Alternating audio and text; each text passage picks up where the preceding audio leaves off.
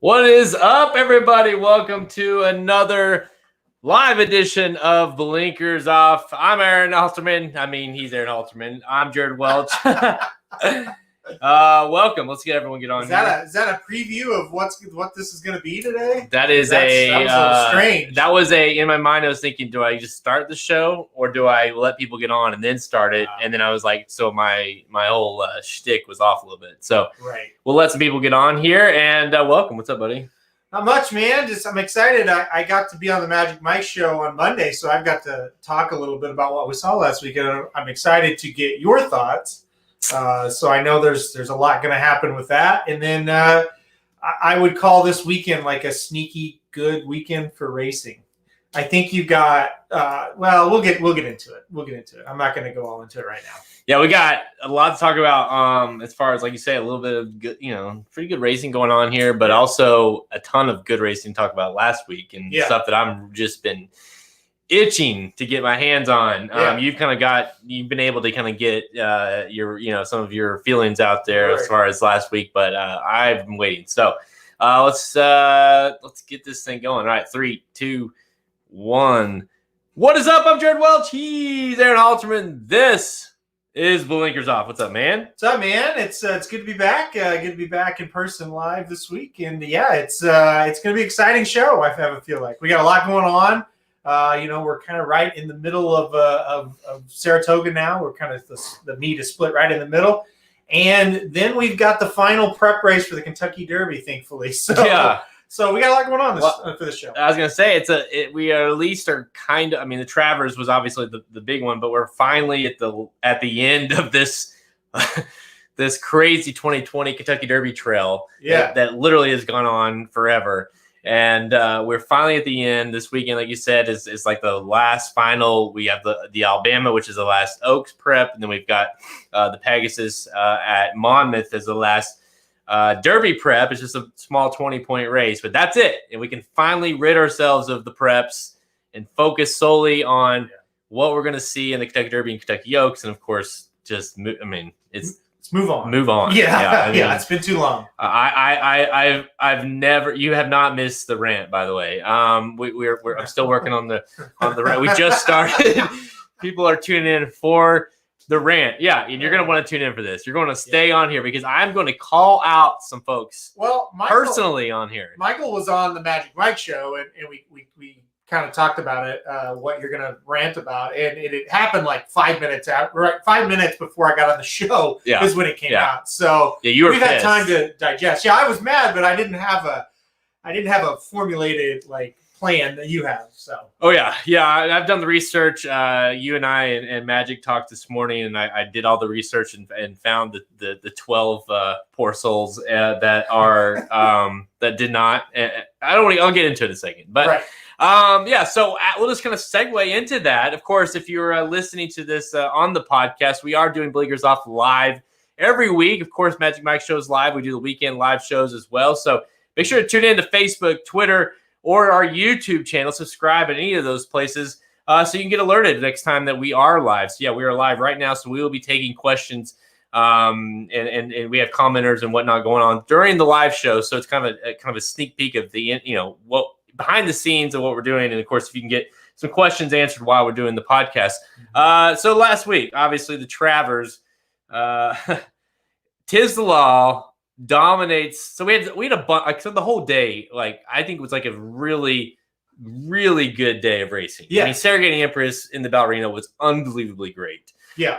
Gamine is a freak. Yeah. Wins the test. Again, a dominant performance. And then, of course, Tiz the Law wraps it up, wins the Travers in just an unbelievable performance. One of the fastest Travers we've seen in recent history. Only second only to Arrogate, who, by the way, broke the track record, or broke the Travers record. Well, it was just out of this world. Yeah. Just, you don't win the Travers in this fashion, No. and the way he did it. No. Tiz the Law just is as close to as I know they're not machines, they're animals, they have bad days, but so far what we've seen from this horse, especially in 2020, he's as close to a machine as it comes. Yeah, it's the same race every time, no doubt about it. But I think the biggest difference from this race compared to his others, they look very similar, but he absolutely let it out a notch in this race. I mean, earning a 109 buyer, and it looked every bit as good as a 109. When you watch this race visually, he absolutely destroyed this bunch. He does it under wraps again. I mean, he's a horse they just never have to ask him to do much, and yet he's blowing out the competition. And to me, he was a really good horse coming into that race. He's now a great horse in my eyes, and I think that's the big key takeaway for me. I always felt like, hey, this is a pretty good horse. Hey, he's really nice, and now it's like he's great. Yeah, and that's what you want to hear when you've got a horse of this caliber. That we could say, hey, he's now great, and that was a breathtaking performance. And like I've said it 3 or 4 times, I just feel really fortunate to have been around to see him do it. It was really something special. I can't, like, he did it. Like, I've always liked the horse. I've definitely taken more of a wait and see approach with him more than some others have. Yeah. But when I saw that Travers performance, I totally just it sealed the deal for me. Like, wow, he's running away. This is unbelievable. Like, yeah. We had it all set up to see the Tiz the Law, Uncle Chuck, yeah. Down the stretch, this battle. We kind of coined it as this epic heavyweight battle, and frankly, only one of them showed up. But it didn't matter because you got to see this unbelievable performance. You and I we were talking about it at lunch earlier, and it's like, it's unfortunate. Like, he definitely he still should win the Triple Crown, because unless something happens, he should win it. But in normal years, there's no doubt in my mind he would at the very least be running for the Triple Crown, going into the Belmont, with it on the line. That's the kind of horse we have here. It's unfortunate, like you said, that we have a year like this where maybe he is becoming a little bit underappreciated because of the circumstances, or people not being able to be there to watch him or whatever. I really think he would be California Chrome type popularity right now if it wasn't for the fact that there were no fans that were able to watch this New York bred horse win New York's biggest 2 races, which is the Belmont and the Travers. And to think what the Travers would have been like with him, and what the aftermath and how people would want to, there would be thousands of people, I think, show up to the track to watch the horse work out after this, to watch the horse get ready for the Kentucky Derby after this. It would be a circus around Saratoga, and the popularity of this horse would be absolutely insane. And I kind of feel bad that he's been cheated out of that, because he's winning the Belmont and the Travers as a New York bred with nobody there, So it's hard for fans to get that crazy passion about a horse like they did with California Chrome out in California when you can't go watch him run, and so I feel kind of bad.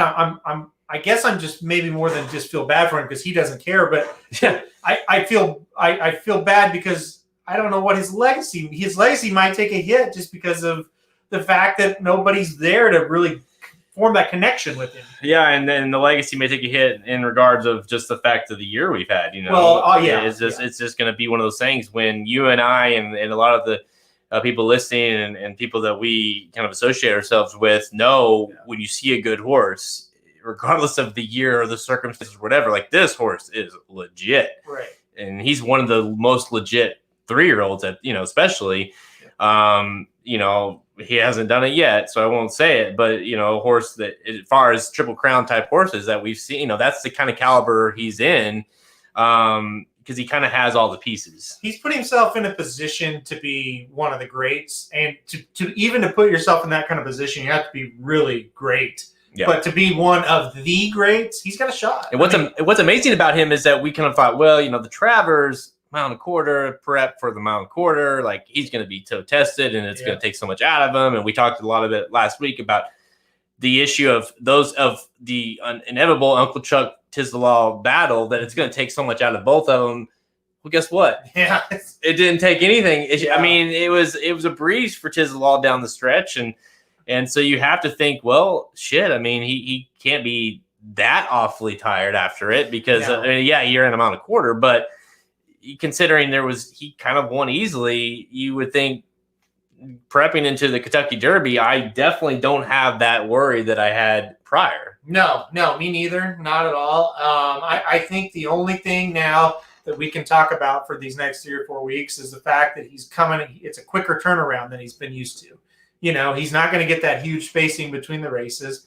So there it is. That's what's next, right? You got to worry about, okay, can he do it now with just 4 weeks off instead of 7 or 8, But I have a feeling the answer is going to be yes to that. And so, as far as the Kentucky Derby goes, there's really no worries at this point for him when it comes to that race. I think he's ready to roll. Okay, well, we're at the moment of truth here with the show. Yeah. Here it is. Gamine was awesome. We'll talk about her in a second. But we were talking Tiz the Law. So Tiz the Law, clearly, I mean, how much more can we say about this horse? And if we'll give you guys a second, tell your friends, tune in, because so we every week, you and I, and amongst there's a lot of different people that rank top 3-year-olds and top overall horses in the NTRA poll. So I'll pull this up here because it is definitely worth. This is not that, but so this is a. Let's see. He has pulled. See that? Okay. So this is you can't see it, but like a Tiz the Law 3-year-olds dominating. Yeah.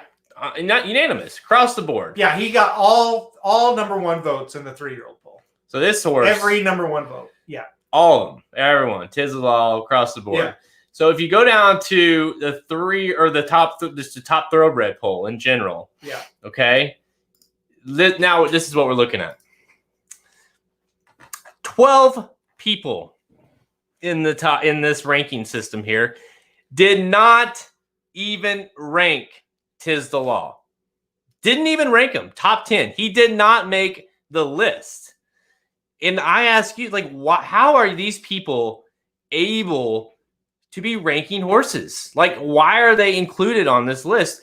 I have no problem with some of the people that didn't rank him number 1. Like, right. I get it because most of them were Vekoma. Like, most of the people that I'm going to include on this top, and these 12 people, were Vekoma on top. And guess what? I don't necessarily care that you voted Vekoma on top because he's been awesome this year. Right. But to have Tiz the Law be a unanimous 3-year-old and then not get a rank at all. By the way, I'm not done. So these 12 people, I'll name them, okay? Because they deserve to be named. Because you guys should call them out and say, what? Okay, so I don't even know most of these people, by the way. Danny Brewer, he voted Vekoma on top. And I also included notable horses like that they ranked in the top 10 that very easily could be replaced by Tiz the Law. Okay. Right. Yeah. Danny Brewer, Vekoma on top. United, a horse that is included in this top 10. Not a bad horse. No. But easily could. Debbie Arlington, Improbable was number 1. That's dicey, but okay. Tacitus made the top 10 there. This one, I'm pretty shocked by this. Donna Brothers, Donna Brothers is. Yeah, I was shocked by Tom's Dietot is number 1. I'm okay with. No issue there, but by my standards, makes the top 10, and no Tiz Law. Here's where it gets good. John Pricci, is that how you say? P-R-I-C-C-I. John P-R-I-C-C-I. Monomoy Girl is number 1 on that list, folks. And by the way, War of Will is 5th. He's 5th, okay, on this list. Kurt Kavanaugh, Vekoma's number 1, no problem. Starship Jubilee is 5th. No War of Will still, guys, by the way. Richard Ing, who I think wrote the book about dummies or whatever. Yeah. Horse racing for dummies. Vekoma number 1. Dunbar Road is 5th. Yeah. Ron Correll, Maximum Security. Guarana is 8th. Ron Parker, Vekoma, by my standards, is on the list. Nicole Newless, Vekoma is number 1, no problem. Instilled Regard is 7th, and Fighting Mad is 8th.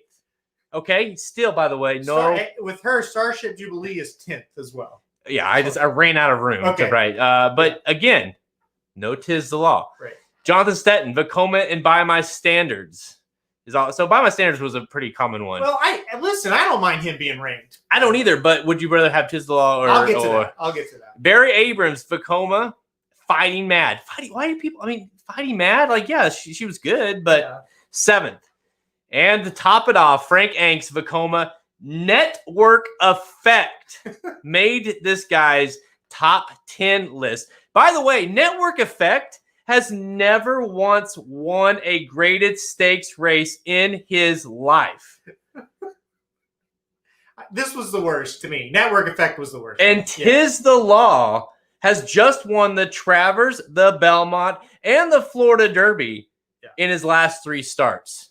He did not make the list, but Network Effect did. So that's what we're working with here. And I'm sorry, there's all kinds of times there's been bad rankings, and we'll be critical of them all the time. But when 12 people, because I think he finished like 6th overall, right? Yeah, he had 12 first place votes, and 12 people left him off the list. So he finished 6th out of the top 10. He's the 6th top horse in the country, according to this poll. And by the way, Frank Angst works for. Wasn't he one of like the lead writers for the Blood Horse? Frank Angst. I don't know. I don't either. You know, someone who was it? Magic did some research for us on some of these guys. I don't think he mentioned Frank Angst, but some of these guys. I mean, some of them are kind of unknown. Some are like, yeah, you should know better. Yeah. But yeah, it's just, again, like the poll itself doesn't mean anything. Like it's NTRA. No one cares. But it's just a matter of there are people that look at these polls that maybe don't know better. Like someone's got to hold these people accountable if they're going to be part of this list. Well, I think the biggest problem with people, some people, is the obsession that a 3-year-old is not any good until he or she beats an older horse, right? And I really think people get so hung up on that. And I asked John White today, because he's been in the game a lot longer than me, I said, so what is it about this obsession people have with that? And he goes, they're insane. That was his reply. Here's my deal on that. Number one, in 2015, we heard this bullshit about 3-year-olds can't beat older, and the older horses are so much better than the 3-year-olds. And American Pharoah will get killed in the Breeders' Cup Classic. There's no doubt about it. He can't even win the Travers. And he absolutely destroyed the field. And then you look at the Breeders' Cup, 3-year-olds win the Classic all the time. So this older horse better than 3-year-old argument is bullshit, especially when you get late in the year. It doesn't matter. And I asked these people who are ranking a horse like By My Standards, who I think is a nice horse. Mm-hmm. Do you really think, okay, let's back up. By My Standards and Tiz the Law are in a race. Forget about money. I tell you, you have to pick By My Standards or Tiz the Law. To who's going to beat who? Forget all the other horses. Yeah, doesn't matter. And your life depends on it. Not your stupid money that you probably will throw on By My Standards because you don't know how to handicap. Your life depends on it. If you choose wrong, you die. There's nobody that's picking By My Standards to beat Tiz the Law. Nobody. Okay, all right, let's do this. You really think this year's different? He still has to prove. You literally say Tiz still has to prove himself. He has to prove himself. How? Like, okay. Do you really think this horse is not in the top 10? We're not saying he has to be number 1. No, again, I said Vekoma being 1 is not a problem. If you don't think this horse needs to be in the top 10, you really have to analyze how you look at horse racing and your life, because it's just like it makes. He has 3 grade 1s. I mean, like, let's look at the top. What was it? The overall ranking was Vekoma, Tom's Dietat, Improbable, Maximum Security, Midnight Bisou, Tiz the Law, Mama Girl Zulaf. So Midnight Bisou's won once. One time. She's won one exactly fucking race. Yeah. And is ranked ahead of the Belmont winner, the Travers winner, the Florida Derby winner, and the Holy Bull. That's 4 races that every 3-year-old in the country wants to win every year. Midnight Bisou's won once, and she's ahead. I mean, that's crazy to rank her ahead. That is insane. Yeah, I love it. I mean, yeah, I get it because, like, you know, I don't have a lot of problem if you want to rank Tom's Diatad ahead. It's not a matter of it's because of the number would have vastly been different had 12 people decided to. This person just said Kentucky will say everything. What? Who was going to beat him? Like nobody's even close to beating. And okay, Kentucky says everything. He's still. I mean, what's he going to beat there that he hasn't already? I mean, Honor AP, is that the thing? I mean, is that the measuring stick? To me, there's nothing more that he could do in the Kentucky Derby that he hasn't done already. Right. To me, I mean, he's done more than most of these horses have done all year, and he's been running in more races. He can only face who he's facing. Right. You know, that's the thing. Like, we've been in this game long enough to know when you see a good horse, the horse is just good. It doesn't matter. Like, there's all, you know, a lot of people like to get into this, well, we haven't faced much, or, you know, well, you haven't faced the olders yet, or whatever. But it's like you just know a good horse when you see one, and this horse is one fucking good horse. Yeah, I mean, Dennis says Art Collector. Yeah, I mean, I think Art Collector definitely is one that he needs to beat, but I really like Art Collector a lot. And in a normal year when there's no Tiz the Law, I think he's setting up to have a pretty good shot to win. And I think if Tiz the Law stubs his toe, Art Collector's got a good shot to win. He's not in the same category as Tiz the Law. If Tiz the Law and Art Collector run their best race, Tiz the Law will win by 4 lengths. If you guys want to take the, well, who has he beat kind of theory, well, I mean, Art Collector, yeah, he beat Swiss Skydiver, which we'll talk about here in a little bit in the Alabama, but he's beat nothing else. Who did he beat in the Ellis Park Derby? Nothing. A bunch of horses that are hoping to get like in the top 20. You know, that's what he beat. Hey, the horses in the Bluegrass minus that filly were not good either. In the time before, he beat 2 horses at Churchill Downs in an allowance. It's stupid. The who did they beat argument is really dumb. Yeah, I definitely think Art Collector has, you know, has taken himself to a point to where he deserves to be a contender to beat Tiz the Law. Right. But until you see it, yeah, again, and finally, I think it's important. Like, neither one of us are sitting here saying like if Tiz the Law is not ranked number 1, this is stupid. Well, look, as a 3-year-old, clearly, but as an older horse or as in general, I have no problem with you not ranking him number 1. If he won those 4 races by a half length, all out, he wouldn't be number 1 on my poll. I would rank him still in the top 10, but he wouldn't. We wouldn't be having this discussion. You could say he hasn't beat anybody. He hasn't even been close to out of first gear, and he hasn't even been close to losing any of these races. Like, yeah, he's maybe the horses he beaten there aren't that good, but they're not even close to him. The time in the Travers under wraps is just insane. You know, to me, that from someone like I've been ranking him, but I've definitely not been ranking him as high as you have on the overall.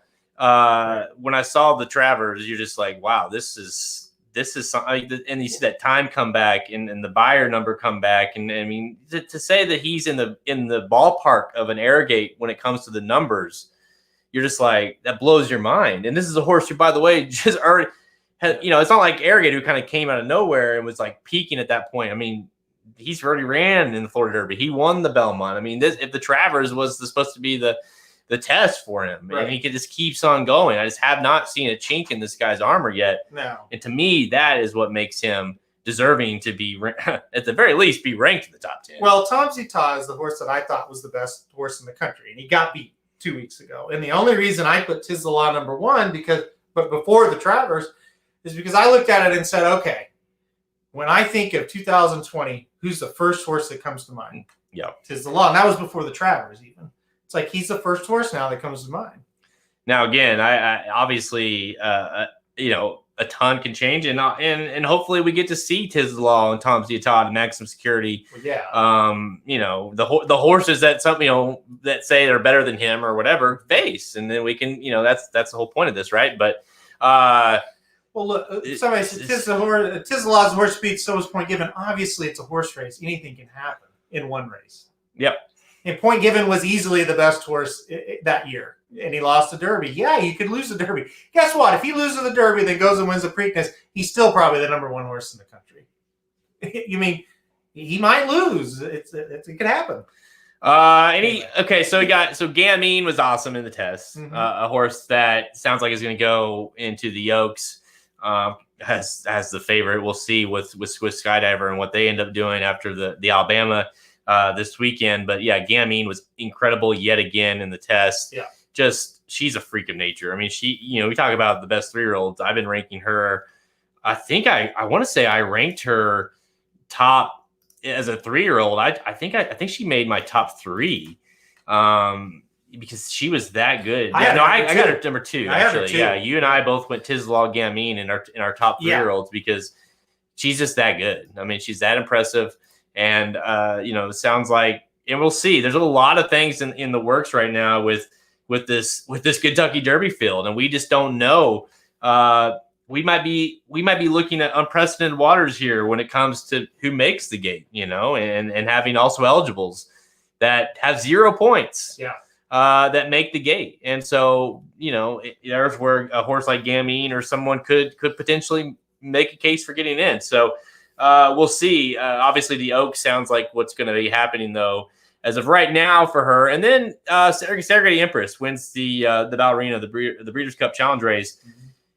Mm-hmm. We talked about it a lot last week on the pod and how it's tough to let her. We both played her. We knew you could not let her beat you, but she ran huge. She really awesome. Kicked off that day as making a really big time performance. I kind of alluded to it last week. It's kind of the situation with her, and I gotta just be like this forever, ever since the Kentucky Oaks. Really, is she? If you try to pick her, she's capable of running so bad that she makes you look so dumb. Mm-hmm. But if you leave her off like your tickets, she's got the capability of running so good that she'll make you look dumb. So forever, and for the end of time, she's going to be a defensive play now. I know. I mean, and that's all I could do. And that's the thing, and I tweeted out after the race. It's like, now after that, how many more times do you think she'll win in this year? Yeah. And it's like, would you be surprised if she won 0 more times? Not really. No. Would I be surprised if she won a couple more times? Not really. We just had a question come in. How impressive Tiz been this? How many horses do you think will make starting to get the Derby? I don't think it personally has anything to do with how good Tiz is. I mean, if you can get in the Derby, you're going to try to get in the Derby because it's the Kentucky Derby. Yeah. So I still think we're going to see 20 horses. I think you're going to see a 20-horse field, and I think you're going to see about 6 of them. You're going to go, how the hell are they in this race? Yeah. Because I think what's going to happen is if we get to where 20 aren't going to be there, Churchill Downs will go out recruiting to try to get somebody there. And you got a guy sitting back there. Let's just take Steve Asmussen, for example, who has a ton of horses in the barn. He'll throw a few in the race, I think, that may have 0 points if it comes to that. I think you'll have about 12 legit horses, but I do think they'll end up with 20 bodies in the gate because they are going to want to have 20 in that gate. And it's going to imagine a scenario where you get some rand, like you say, an able body basically that draws perfect, and say Tiz the Law draws 2 or something. Well, and that is how much money is going to need to be slid under the table to make sure that does not happen. I'll tell you this: even if they get the current 20 that are running, that are in the top 20, say they all make it, there's about 9 or 10 that actually deserve the race. So if that is going to be a situation that can happen, where you get the perfect is like 7 through 12. Yeah. And those might be filled with really shit. Like if Chivalry, he's got enough points to run. If he runs a New D'Or, they could take up some really prime spots. Oh, and as the weeks go on, obviously we are less than a month away from the Kentucky Derby. That's right. I said it. Less than a month away. Thank the Lord. Yeah. So as we do these podcasts for the next couple of weeks, we'll definitely be diving in more into the way this field is shaping up. Because as it stands, I mean, we could spend a lot of time talking about it today, but next week it might be completely different. I mean, these horses I feel like are going to drop out left and right, and the bubble is going to expand as we go with horses that might make a case for getting in. So, but yeah, obviously, lots of change, but the Derby is coming up. All right, we have a big show to talk about. What's best thing to tell today? I don't know. Maybe this rant just now. Yeah, I'm going to go with that. I know that really took over. That was fun, and it took up a lot of time, and I don't want to take any more time doing something stupid, so I'm just going to say that rant. I can go ahead and assume after I edit this, that's probably going to make the opening. Yeah, I would say so. You're going to have to use the bleeps. Yeah, I know. Too. I don't even know what I said. I blacked out. I have no idea what just happened, but apparently it was good. Best thing I saw today. Just mute it for a second if you hate when I talk about the Chiefs. Travis Kelce, I'll go quick. 4-year extension today through 2025, $57.25 million deal. Same day that Kittle got his deal, just under his, $28 million guaranteed. Roll back. The Chiefs are just, honestly, the next 5 years, anything short of a Super Bowl appearance will be a disappointment. I mean, there's signing guys left and right. The whole team's coming back. So, Travis, let's hope we have NFL. That's the big one. But yeah, Travis Kelce getting the extension, easily the best thing I saw today. All right, today's show, we're going to preview Saturday's Alabama Stakes, the grade 1 at Saratoga. It's worth 100. This is a double race here, worth 140 2010s, the last race of the road to the Kentucky Oaks, as well as a Breeders' Cup winner in for the Challenge Series event for the Longines Distaff. Then we're going to do some rapid fire picks for the other stakes action running at Monmouth Park. It's the last Kentucky Derby prep and Saratoga, including the Saratoga Derby and Oaks. So big show. Let's go. There was a question, thoughts on Churchill Down jockey restrictions. It's going to be a weird deal because is it 2 weeks? Yeah, so I think you have to be there by August 24th, and so you would have to leave Saratoga. So if you are in the hunt to win the Saratoga riding title, it possibly could cost you. It's going to be very interesting as we hit the end of the meet of Saratoga. Yeah. And a lot of people are saying, like, well, that's, Churchill Downs flexing their muscles there. But, it makes sense to get them there early prior to the Kentucky Derby, obviously, with the quarantine stuff. So, yeah, and, they're still hanging on to trying to keep fans there. 14%, baby. Capacity. So it is kind of, I think they're just trying to play a game there. We'll see. It's not ideal, obviously. It's just not. But none of this is, longest odd horse you like to come into the superfecta. I think Enforceable. I think he could get in there somehow because it was like max player, but it's like I think it's Enforceable now. Yeah, it seems like that's what's going to be so wild about this year's Derby is like we talked about how you have this select. You have, let's say, 3 or 4 legit contenders to win. Tiz the Law, Art Collector, Honor AP. That may be it. You could make a case maybe like for an Authentic or something, but I don't think so. Three for sure. Can we agree on 3? Yeah. So those are 3. And then after that, you've got like 6 to 9 horses that are 69 horses. 69. Yeah, I did that for you. Thank you. That have a legit shot at running well. You know what I mean? Yeah.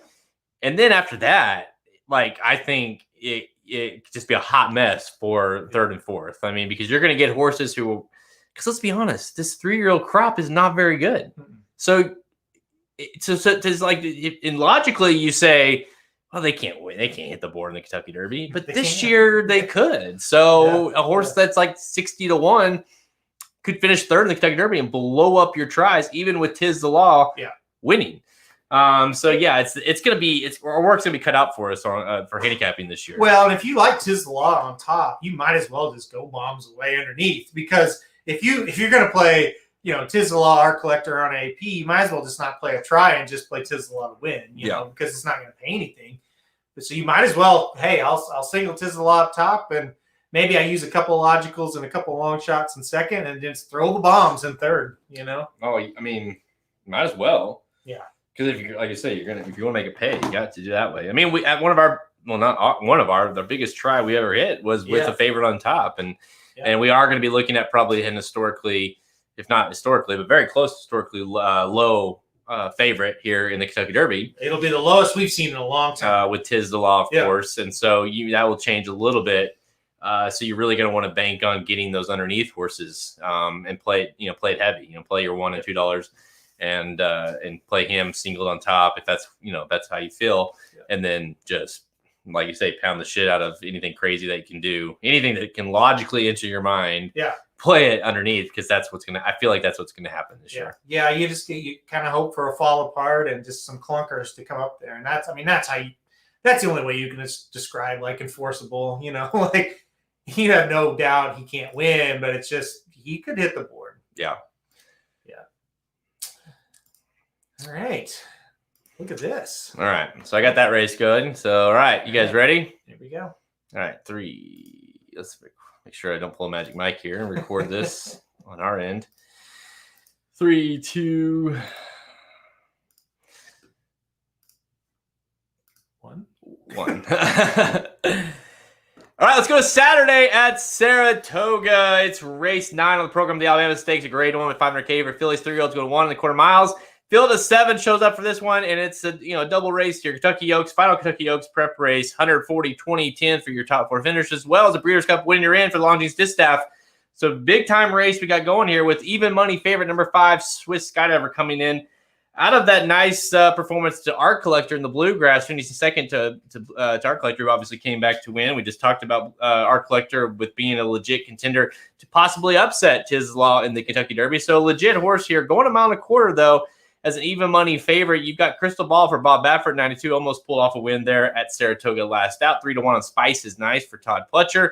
Bonnie South for Brian Cox, 8-1, 10-1 on Harvey's Goyle. Kenny McPhee got another one in here at 8-1. But really it comes down to Swiss Skydiver. And logically, she makes the most sense. I mean, she's the classiest horse in the field, but do you see her getting beat here? Oh, man. I just have a feeling she's going to lose one of these races at some point. But I couldn't get excited enough about anybody else in this race. So I kind of went through the other 6 at first, right? Because I was like, all right, I know Swiss Skydiver is probably the best horse. So let's see if there's anything else, that kind of sticks out. Maybe they could beat her. I kept rounding back to Spice is Nice, who I'll probably throw on a few tickets because I do think she's pretty talented, but she just is disappointed too many times. And the only equalizer is maybe with her breeding a mile and a quarter could be right up her alley, So I kind of liked her a little bit, but it kind of was a situation where it's like, okay, well, she's going to kind of get that probably like Uncle Chuck was last week. And I don't like her that much, like to play it like 5-2 or 2-1. So I couldn't do that. So I went to some of the bigger prices, and I just couldn't get behind them enough. So Swiss Skydiver is who I went with on top. Yeah, this one is it's tough. Like I tried to beat her. To me, if you're gonna try to beat Swiss Skydiver here, it's with the 2 Spice is Nice. But my problem with that is that I feel like Spice is Nice is gonna be way overbet. In this case, you have a horse who's coming in off a really big performance in an allowance race. Of course, you've got the high purchase price. You've got, Lelos and Todd Pletcher and blah. You got everything there. Obviously, the breeding is awesome with the horse. And so the horse very well should and could step up here. And obviously, distance-wise, you would assume being a Curlin mile and a quarter is not going to be an issue. But you just can't get past the fact that Swiss Skydiver is the class of the field. From what we've heard and what we know, most people are most trainers and whatnot are fearful of Swiss Skydiver. I think people think that this horse is the real deal. It's just a matter of, to me, it's not as much. I think she's class. She's proven that. She is all class. This is a very good filly. It's just a matter of a mile and a quarter. Is that just a little bit out of her realm? And that's kind of why I'm not going to single her here. I am going to try to play a few different horses with her. And it's kind of just a hope that, and Dennis said it a little bit earlier, kind of just hope that maybe she's just a little tired. It's a lot of different tracks, a lot of different, tough races. And now she's going the longest she's ever went. Maybe that final furlong they can get her. So one of the horses I was interested in a little bit before that last race where she just looked awful in the Ashland was Bonnie South. I'm a big Bonnie South fan. Yeah. I played Bonnie South in the Fairground Oaks, and I was super happy. And I always go back to 3 races back when she beat She Dares the Devil, who's a really nice horse. But she was just god-awful last time out in the Ashland. So I kind of have backed off of her here, but I'll probably try to defensively use the 4 in some spots just to try to beat Swiss Skydiver. Kenny McPeak's running 2, and his other horse, Jose Ortiz gets on to ride the 1 here, but she wasn't very good in the Ashland either. I don't know, maybe 1.25 miles. I mean, at this point, you're just kind of trying to take a guess to get a price home. What do you make of? It's weird that he has 2 horses. I was gonna say, what do you make of the fact that obviously Swiss Skydiver is a standout and is deserving favorite, but why would you even enter another one in the race if you? Well, and you know what's really strange? I guess maybe trying to get 2 horses in the Derby or the Oaks. I'm sorry, as far as getting her points. And I think that's probably why. But the strangest thing to me, okay, Mike Smith has been on the horse. Now he can't ride. This is not a knock at all on Tyler Gaffleone, who's a jockey that I really like. But Jose Ortiz rides the 1, and Gaffleone gets Swiss Skydiver. That's a little odd to me. You think, okay, McPeak can get Jose Ortiz. You would think he would be on Swiss Skydiver, right? Yeah, it's a cool story. The one time he was skydiving, it was in Switzerland. There you go. You have to bet this horse. I think that is a cool story. Yeah, actually. I went skydiving once, and it was in Mount Vernon, so that's not as cool as yours. No. I agree. That's super weird to me because obviously, and Jose rode this horse the last 2 times. So, if there's any issue or doubt, you'd be like, well, I'm jumping ship. Give me Swiss Skydiver. Yeah. Hey, you're coming to my house. Give me Swiss Skydiver. Put Tyler on this dumb horse. Yeah. That's how I would look at it. So that is, and there, that's if it's not a reason to pick her, it's a reason to say Swiss Skydiver. Like, wonder, or maybe she's not going to be as geared up. Because this is a prep. Again, here we are again with the 1.25 mile prep. The Oaks is in a 1.25 mile race. Another horse, by the way, who's got the points to run in the Kentucky Derby, by the way. Gamine doesn't, but Swiss Skydiver does. Sure. She could run. Absolutely. So that's still in the ballpark here. Think she's going to if she wins. That's just what I was about. Thank you for stealing my segue. Yeah. But if the horse runs well, it's going to be very hard to say we're not going to run in another 1.25 mile race when we just got done talking about past just a select few. Anyone's able to run and run well in the Kentucky Derby. So especially if Gamine, if they got their sights on the Kentucky Oaks, I want no part of that. So just saying. Swiss Skydiver has got a real potential. This is a big race for her. Huge race. Because if she runs well, Kentucky Derby definitely seems in the realm. To me, Spice is nice. It's a clear horse to try to beat her with, but I feel like the price is going to be low. Crystal Ball is a horse for Bob Baffert. And it's weird to say, but Bob Baffert, I know Improbable came out and won, but you're kind of turned off by Bob Baffert as of late, as far as, No. I am. I'm scared to play, but would you feel comfortable playing Crystal Ball here? No, only because I didn't like the coaching club race. See, I like Paris Lights, so I think that horse. The thing about Paris Lights, I think the distance here would have been good for Paris Lights. So I wish she would have been in the race, but I don't like Crystal Ball that well. I really don't. But she will. The thing about Crystal Ball is that she's got speed. It's true. You got to think she's going to be at Swiss Skydiver pretty early in the race. True. Like those two are probably going to go after each other, which should soften it up. By all means, and to your point, Bonnie South, it sets up perfect for Bonnie South. She's got the distance. She's got the distance she needs. She's got Irad Ortiz, who's obviously a great rider, and the pace setup should be great.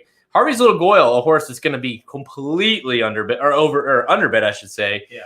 Is a horse that is baffling to me. I think this horse has some talent, obviously has some class talent, American Pharoah horse, but I think that horse is going to be a huge price. It can come up and hit the board and maybe run really well. That horse ran really well last out. Let me ask you about this, okay? Because we handicapped the Saratoga Oaks, which is a race we will talk about coming up. On Rapid Fire.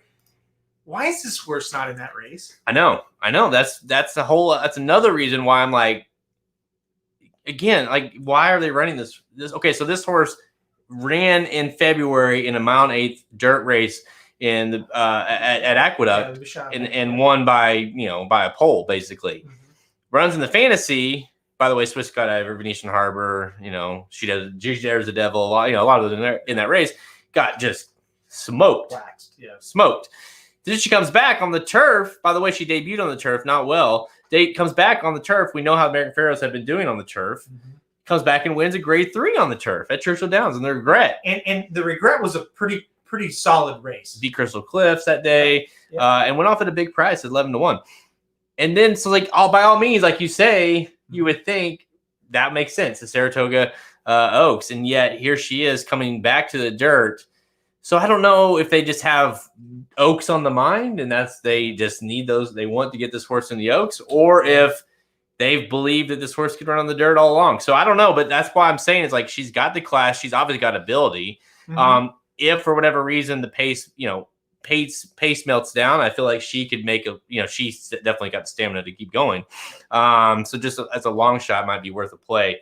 But to me, I could not go past the fact, and you and I agree with this, Swiss Skydiver, it's kind of like we're going to talk about a little bit with, not the spoiler alert, but Decorated Invader. She's kind of got to she's got to prove that she's not able, this kind of level, like by all means she could get beat, but there's just not enough in here to me that can beat her.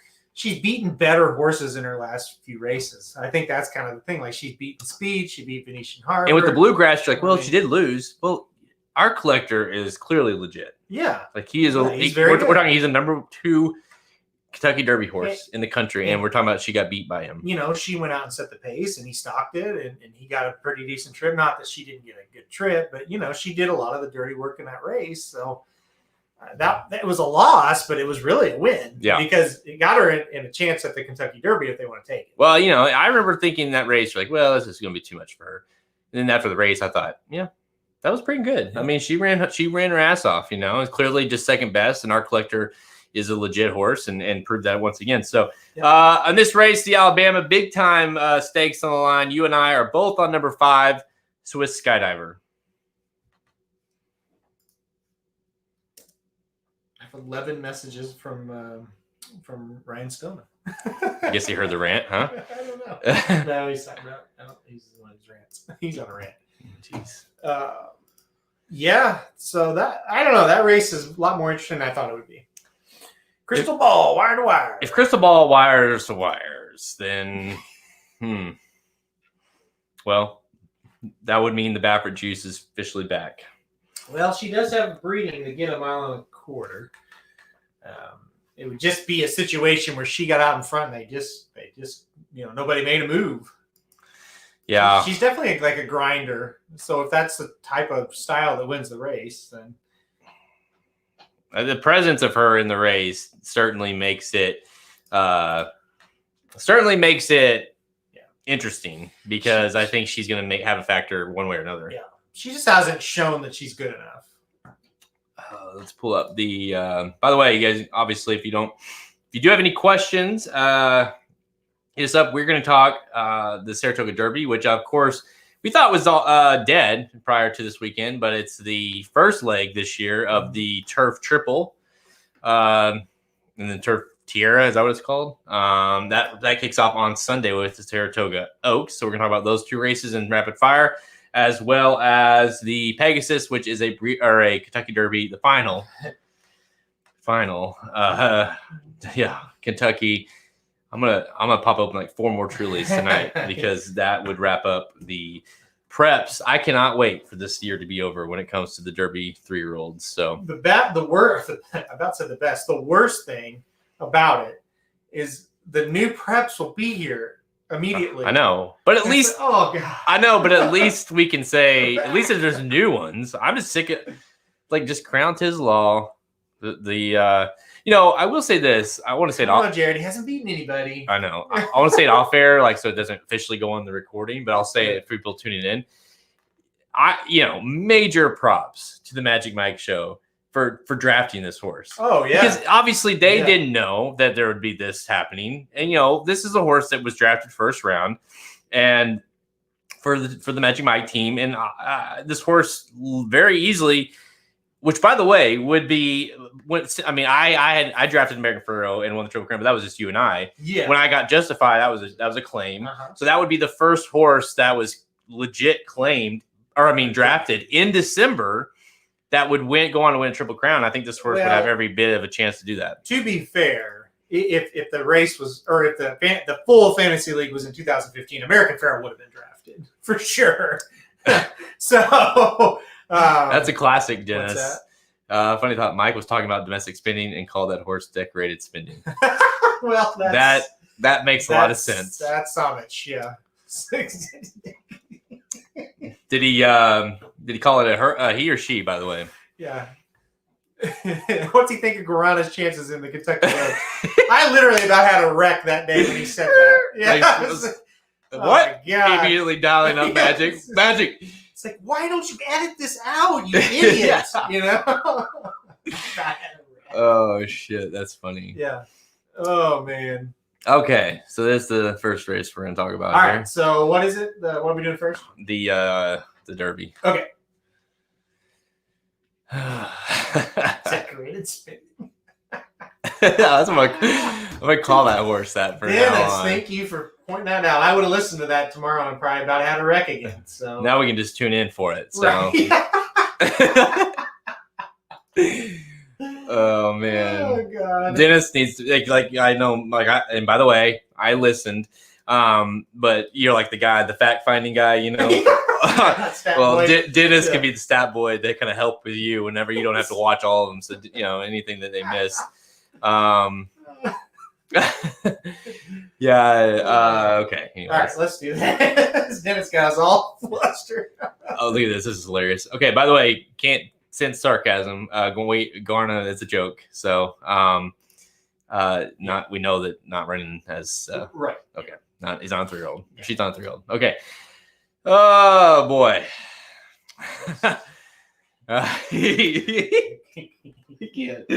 Can't do it. Please don't say decorated spinning. Hang on. My rant's over, so I'm gonna back off this. Domestic invader. Let's go. Colonel Pass. Field Liam. Okay. I'm gonna mess this up. I know. Domestic Invader and Decorated Spinning are two of my favorite horses in the race. Both of them, they two females that really have, surprisingly run in the Saratoga Derby. It's shocking development here. Instead of bypassing the Oaks to run in the Derby, I know, crazy. All right, on that note, let's do it. 3, 2. I'm gonna to promote little Ricky's Rockets here. All right. Okay. 3, 2, 1. Time for Rapid Fire, presented by Ricky's Rockets. Get our boy Ricky the Rocket Man Pasternak's full card plays featuring race by. He did not pay us, by the way, but the Rocket Man featuring race by race analysis, his top 4 picks, and multi-race wagers suggested almost every day, like 5 days a week. Yeah, 5 days a week. He usually does multiple tracks, Saratoga, Gulfstream. So, he does multiple races or multiple tracks every single day. Saratoga is obviously Gulfstream's a big one.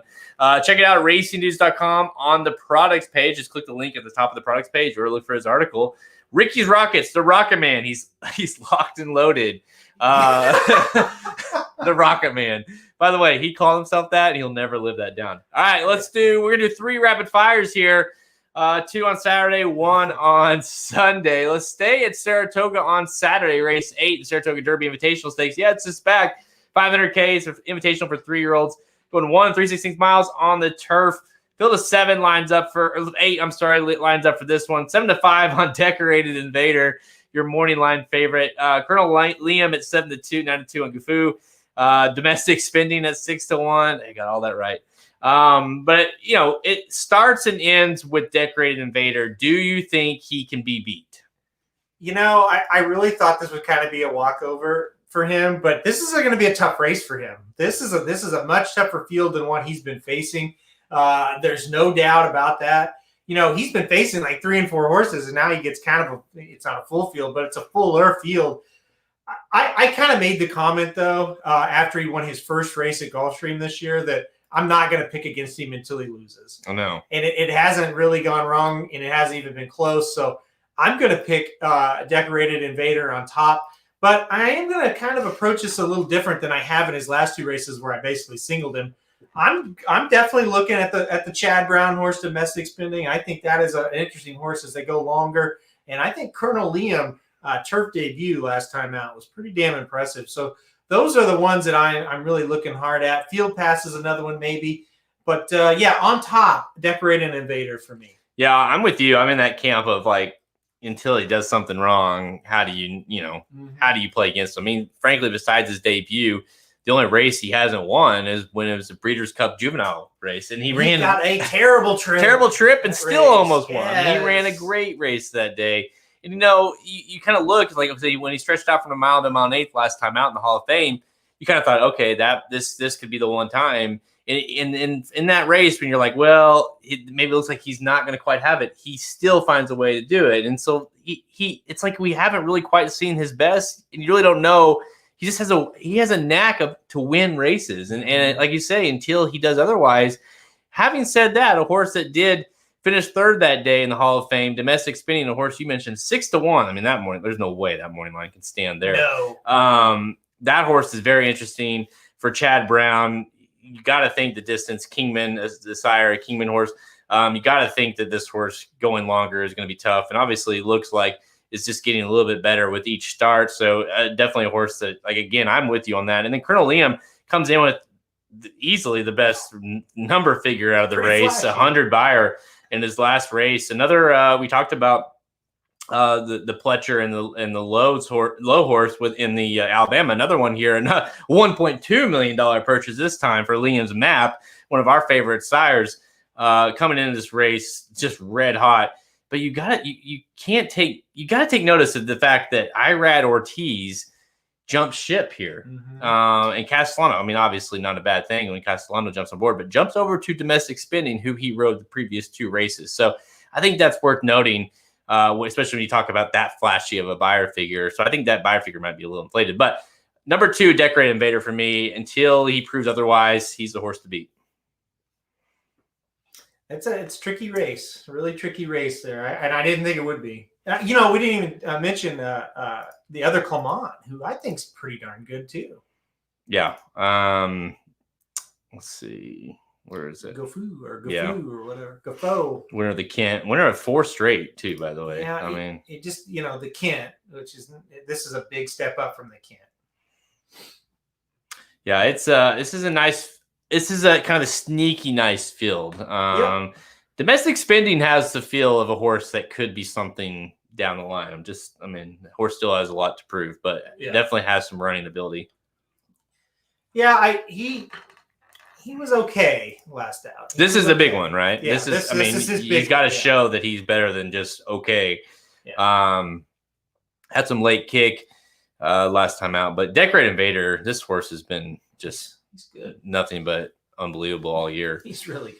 Let's see here. Let's pull up the next one. By the way, yeah, of course, if you guys have questions, hit us up. We're going to go to it's finally here. The final prep race. Oh, gosh. The TVG Pegasus. Pneumatic. Can he get it done? We'll talk about that.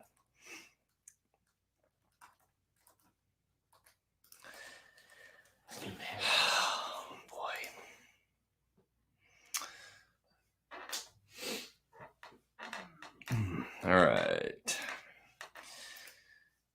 3, 2, 1. All right, let's go to Monmouth Park on Saturday. Race 10 is the TVG.com Pegasus Stakes, 150K for 3-year-olds going 1 1/16 miles, and that's it. Woo! It's over. The final Kentucky Derby prep race of the 2020 season. Thank the good Lord. 20 points to the winner, 28-4-2. This is it. We can stop talking about the preps. We can focus on the Derby, and that means we focus on the Derby, and it's over. This is it. But we do have some important horses in this race because you have a horse like number 5, Pneumatic, who needs the points at 5-2. Your morning line favorite. A lot of horses that have been like in other races that have ran, well underneath Jesus' team, as seen on TV, that obviously need major points here. But Pneumatic is the one that for sure that when you look at kind of upside horses that have had kind of a little bit of hype most of the year, Pneumatic, at least early, like April, I guess.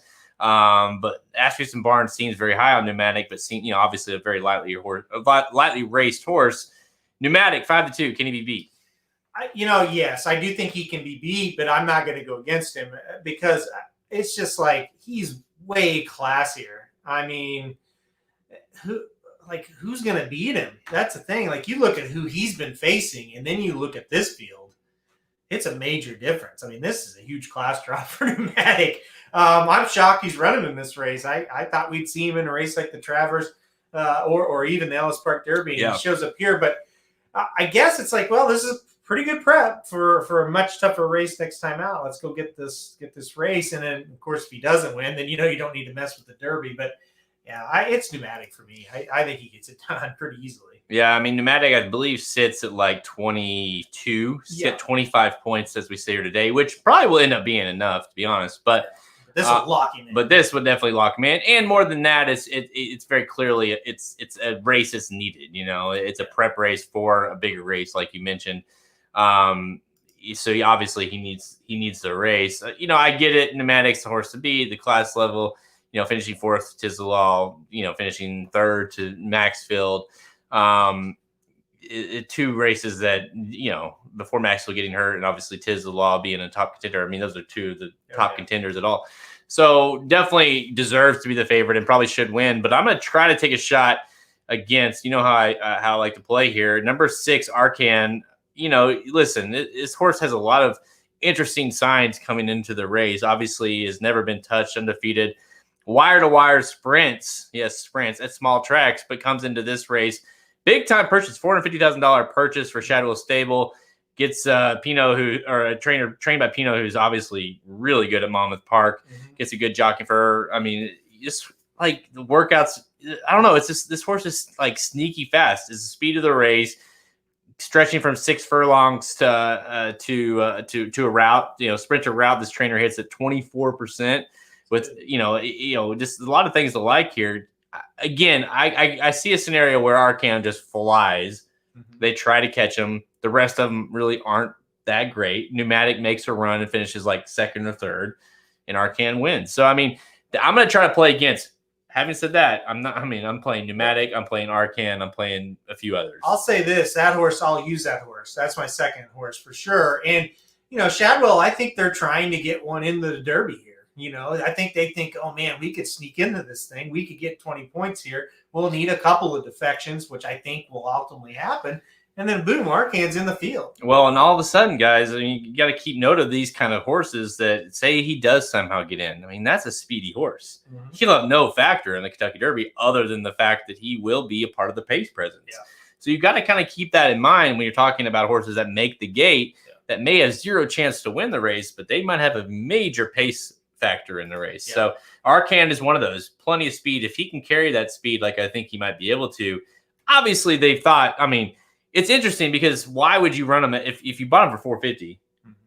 Why you debut him at Parks and then you follow it up with Delaware? No offense to Pino, I mean, but you give him to there's a lot of things that you say, well, why?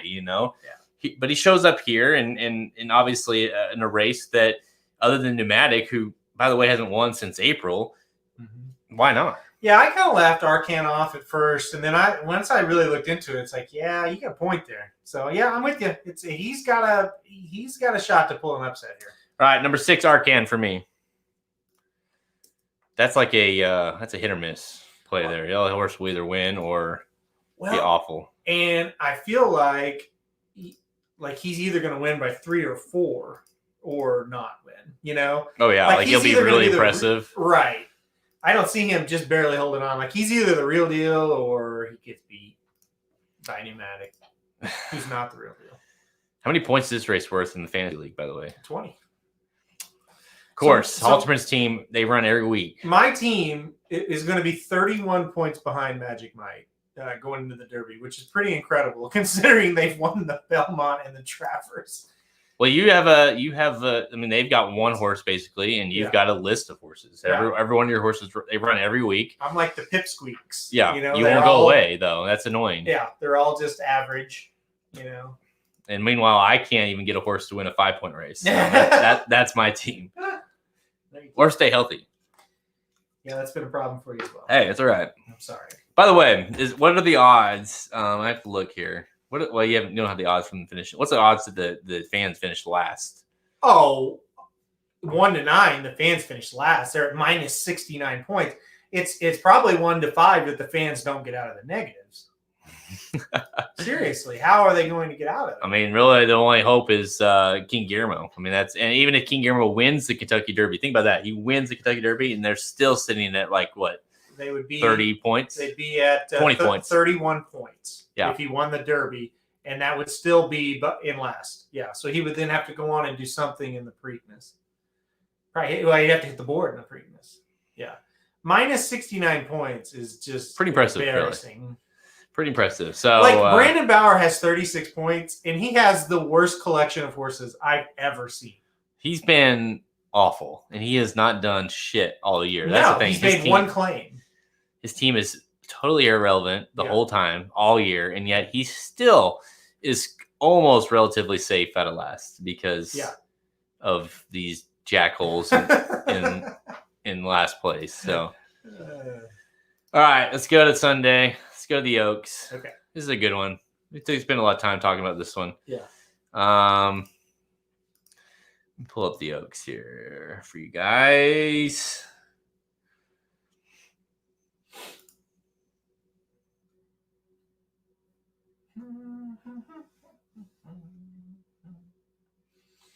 It's the Oaks.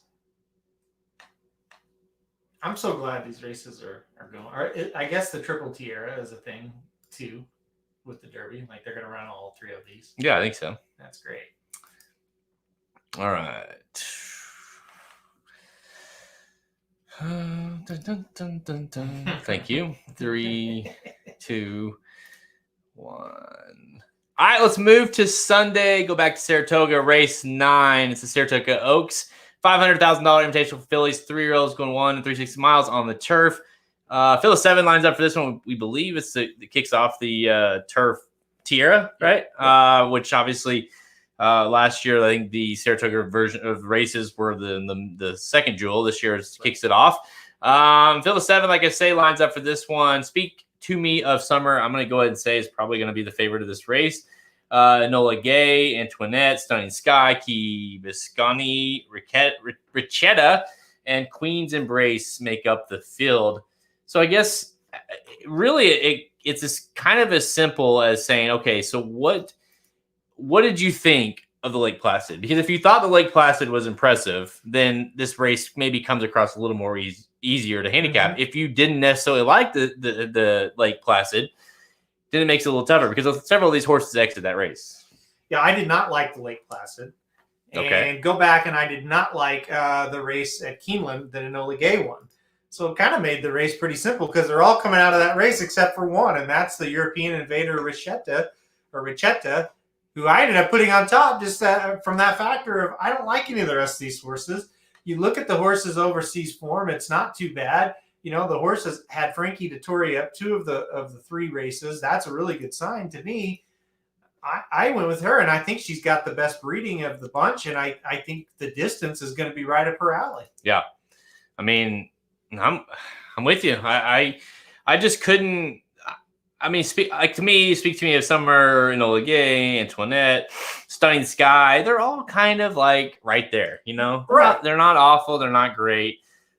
Richetta is like a horse that you look at, you watch. I mean, this horse went off as a favorite every time that she's ran. She ran a little bit too long last time, mile and 5/16. Keep this in mind. This horse's first start, it's ran 3 times. First start was June 5th. I mean, that's how they run over there. So this horse comes over in July, gets a workout on the track at Saratoga, on the turf track at Saratoga, and then enters in this race. Yeah. What are you waiting for? Previously, so it's a Judgment horse. It's a half to we talked about this earlier to Kingman. It's a previously trained, but Gostin trained the horse. Dettori rode the horse 2 of 3 times. So obviously the horse was very well thought of, very well bred, as I've stated there. Gets Castellano, Belmont.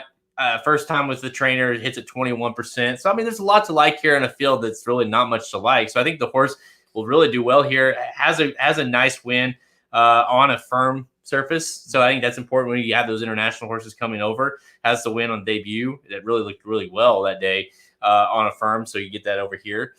So yeah, I mean, I think in a race, you kind of have an idea of what these other horses are. This horse seems like could be the goods, at least better than this field. Right. So I'm with you. I'm on number 6, Richetta.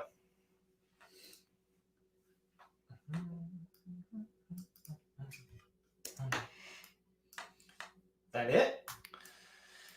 That's it. Man, that flew by today. We're going to talk sports at the end of the show? I think we have to. Make people mad? I guess this would be a good time, like, for questions, if you've got any for this weekend, today, tomorrow. Yeah, hit us up while we're doing the closing, and we'll stay on and answer for as long as we can. Oh boy, what a day! What a day! What a day! Things coming my way. All right, 3, 2, 1. So tell me, we have check us out at racingnews.com for our free picks and our premium selections on our Hangout products page. With products link at main menu at racingnews.com to learn more. Make sure to check out our upcoming Inside Track wagering guides available every at least next weekend. And then we have a bunch coming up in the next couple of weeks. Yeah. Subscribe to any of our premium packages to receive these wager guides absolutely free, or you can purchase them individually each week. In addition to the premium picks, you get these guides. In addition to those, you get premium picks for every race, every day, every single track running in the United States. So coming up, August 22nd, we have Pacific Classic, which is next weekend. Obviously, September 5th, Kentucky Derby. We got October 3rd, the Preakness, and November 7th, the Breeders' Cup. So not bad. Not a bad lineup of guides coming up.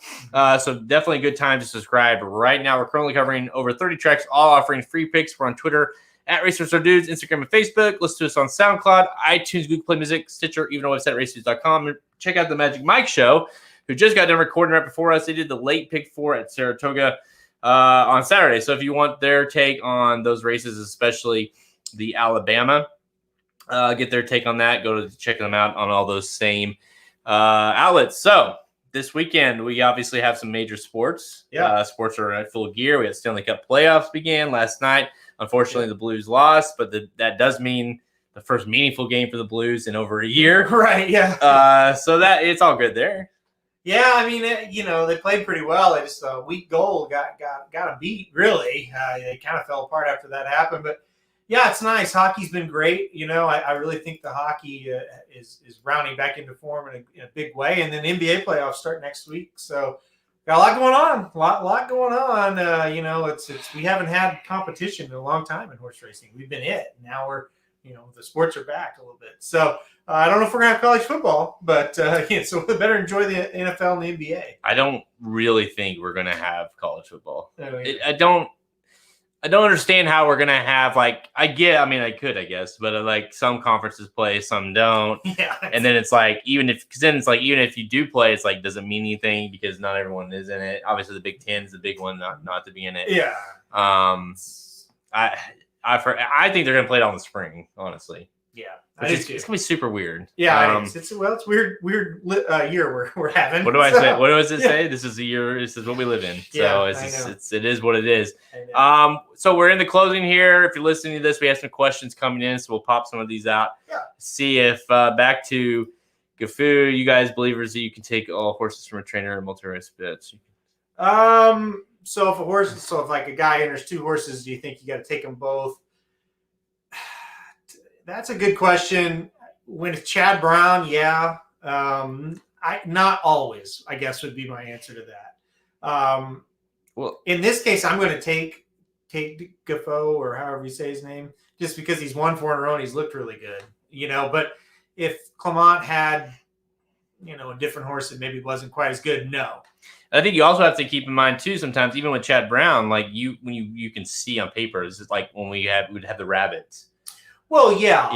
That's an obvious one. For Sister Charlie or whoever. Sometimes he'll throw in 3. Yeah, when he's got 3 in a race that look seemingly wide open, I agree that you gotta play all. Right. Did you look at the cross country pick 5 at all? I have not yet. I will. I have not looked at those Woodbine races yet.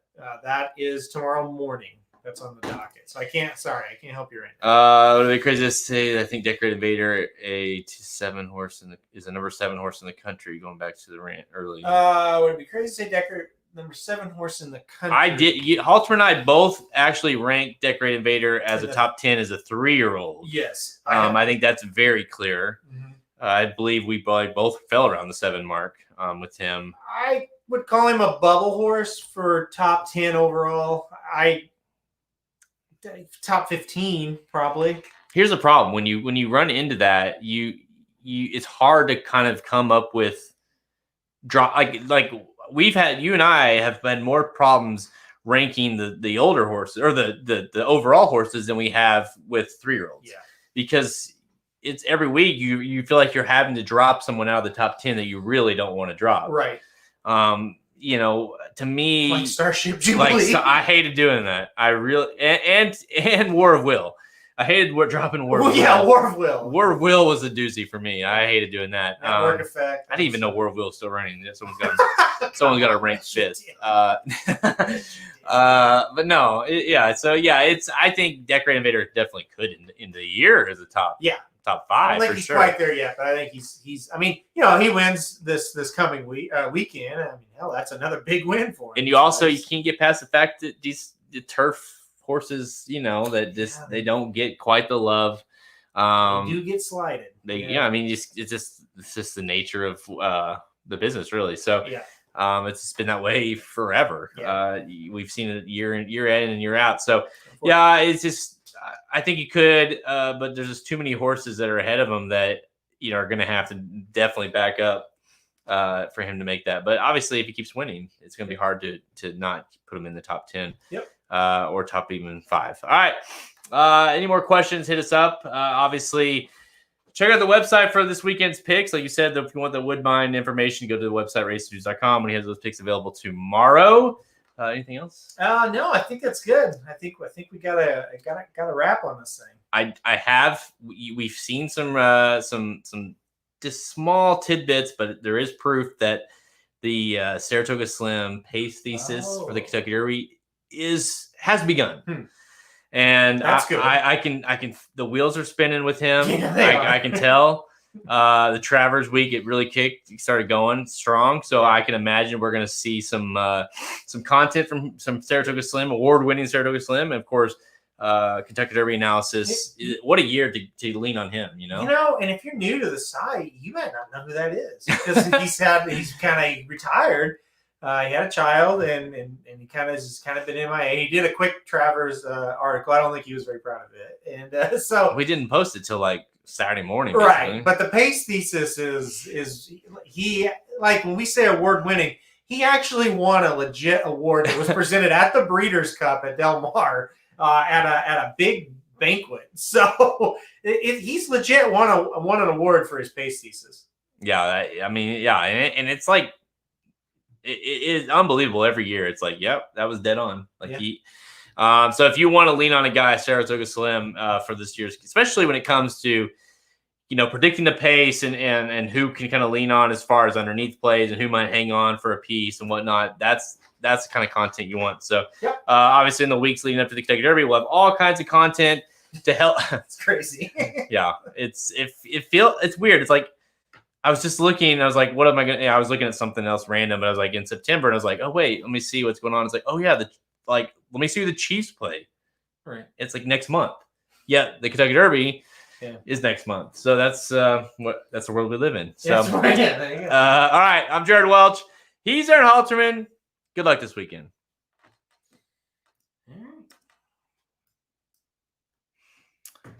All right. Well, thanks everybody for staying on. Appreciate it. Any more question really quickly? Type quick or we're out. Yeah, Dennis. No, I mean, that's a wrap. Yeah. Let's see. Anything else? I'm trying to think of anything else that's happened that we need to discuss. Do you think that Uncle Chuck's gonna run the Derby? No, I don't think so. Preakness, maybe. Preakness. No. I know Uncle Chuck. If you had to guess, who do you think's gonna win the Preakness? Tiz the Law? I think that's an interesting question. If I had to guess who was going to win the Preakness, I think that's where Tiz the Law is going to get beat. So you do think he runs in it? Yeah. So you think he wins the Derby? Yeah. And then Baffert takes one more shot and beats him. With who? Preakness, with Gamine. Oh, man.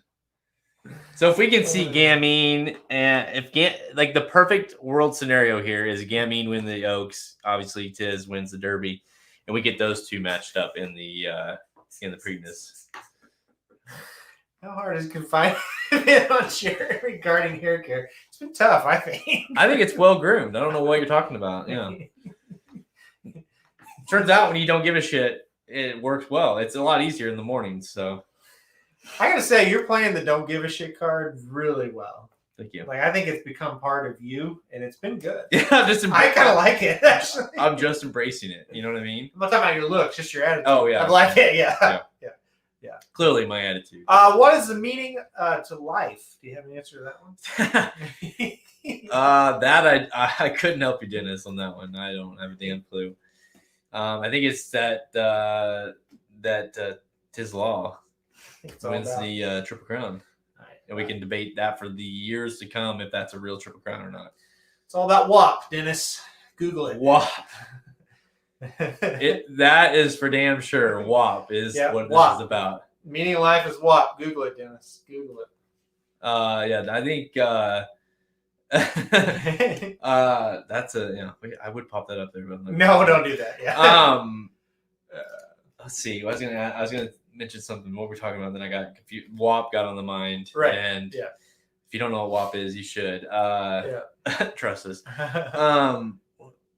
Gosh, what are we talking about? Trust us, trustee.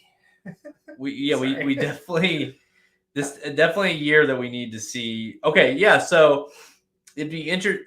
What would you like? Say Tiz the Law. Ask me anything, Jared. Say Tiz the Law wins the Triple Crown this year, right? Like the quote unquote Triple Crown, right? What do you hold more? I know you do what you do, but what was more valid, his or Justify's Triple Crown? His. It's a bold statement. I agree, though. Yeah. Because I think as the years go by, Justify's Triple Crown gets less and less impressive. Yeah, because of things we know. Yeah. Yeah. And the fact that he probably shouldn't even ran in the Kentucky in the Kentucky Derby. Yeah, unfortunately. So now, listen, if he wins well, you just think of adding the Travers to the other big three races. That's pretty awesome. I would take him over Justify at that time. So and then he could win the Classic. I was gonna say, and imagine a year that he does the Triple Crown and the Classic. Listen, if he wins the last three races they're pointing to, he's one of the best 3-year-olds of all time. Yeah, like he's entered American Pharaoh talk. Yeah. Regardless of the year and what he's faced. It doesn't matter. I don't give a shit. Yeah. You win all those races and not lose one? That would be unbelievable. Is he better than American Pharaoh if he wins the Classic? He's right there, right? Yeah, I don't think you can go that far. But again, it's hard it's impossible really to compare these horses in different years like that. But he's right there. He certainly is not worth. You can't just throw him out. No. Pharaoh lost the Travers, but he also won the Haskell. So if Pharaoh would have skipped the Travers, he probably would have been undefeated, just like this horse would be. So I don't really hold that Travers against him. I mean, that's a pretty sporting gesture, I guess I would say, to try to win both those races after winning the Triple Crown. I watched that Travers again multiple times last week because I was getting the audio for the Travers or whatever for the podcast. Great race call, by the way. That was a great race call. Yeah, that was I think that was Pharaoh's year, the year I used that year. Yeah. But man, that was you watch that race and he just the way he put away Frosted when they hit the top of the stretch, Frosted had a nose ahead, and it looked like, here we go. He in the race call was like you say, was just amazing. He's like, all right, he's got it. He's put him away, and then here comes Keen Ice. He did all the heavy lifting in that race, and especially a horse that had just ran and won the Triple Crown and won the Haskell. Larry Kalmus is the best race caller in the country by a wide margin when it's not scripted. Yeah. And so if American Pharaoh wins that race, it would have been a corny call. But his raw emotion took over because he saw what everybody else saw is, oh my God, the Triple Crown winner is getting ready to get beat by Keen Ice. Yeah. And so you got the raw emotion of the desperate call of, holy shit, I have to call Keen Ice here. Yeah, his best race calls are when they're fantastic. unscripted. Yeah. The scripted ones are awful, but Yeah, they are awful. But the ones when it's a genuine emotion. Yeah, they're unbelievable. Yeah. I mean, it gets you fired up just thinking about it. Yeah, that one was hard to watch, but again, it's one of those races that I remember to this day. Like I watched that race. I went out and sat on my back patio by myself. Cried, and it was just like son of a bit, because we were so invested in this horse, and it was a tough beat for sure. But as the years have gone by, you just realize how impressive that performance was, and then especially considering he backed that up with one of the best classic wins you'll ever see. I always get kind of, and this is not sour grapes for people who picked Keen Ice that day. Great pick. I'm glad you were able to cash. But I always get kind of like Vinny from Real Dynasty. He always kind of brags about it. And it's like, yeah, you really thought that Frosted was going to go toe-to-toe and soften up American Pharoah in that race? Like, is that really how you handicap it? Because, well, keep in mind that Rosario, right, the regular rider for Frosted, got hurt the race prior, or a couple race prior. I can't remember. Yeah. And I think they was it Lascano? I think so. Yeah. I can't remember who it was, but the tactics changed. And the tactics completely changed. If you remember, Kieran McLaughlin was pissed after that race. Yeah, because he knew that he cost him that way. Yeah, like he may have cost Pharoah the win. Yeah. But he certainly didn't help the fact that Frosted winning, Right. Yeah. Which is kind of the point of entering your horse. So it was so bad. It was almost like it was set up for Keen Ice, which obviously going into that day, you never would have handicapped that way. No, but give him credit for winning, for sure. Yeah, I mean, he ran a huge race. I mean, you watch the Haskell and you see a horse that was maybe slightly improving with that late run he had. Yeah. And then, of course, he put it together on the Travers. And but the logic for some people were he was closing in the Haskell, and it's like, guys, American Pharoah, they had they were pulling him up in the stretch of the Haskell. Yeah. He could have won by 50 if they would have let him run, So anyway, the Haskell doesn't matter. You and I, Haltzman and I were there at the Haskell in person, and that was just unbelievable.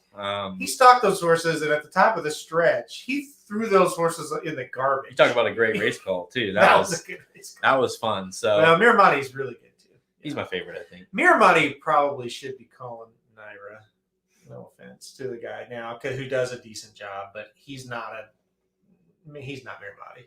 Yeah, well, it was cool too to see Frank do it at whenever, because he was at Oaklawn that year. Well, that's a great race call. Go watch Arkansas Derby race with call. Pharoah twice, and that was awesome. Yeah. The Arkansas Derby was unbelievable. So all right, well, left down memory lane. All right, thanks everyone for tuning in. We will try to be on this weekend, doing some live racing news live for the weekend. If we're not, obviously the Magic Mike show will be live next week, early in the week. Blinkers Off will be back, and then of course the Magic Mike show again. So, all right, thanks everyone for tuning in. We'll see you next week.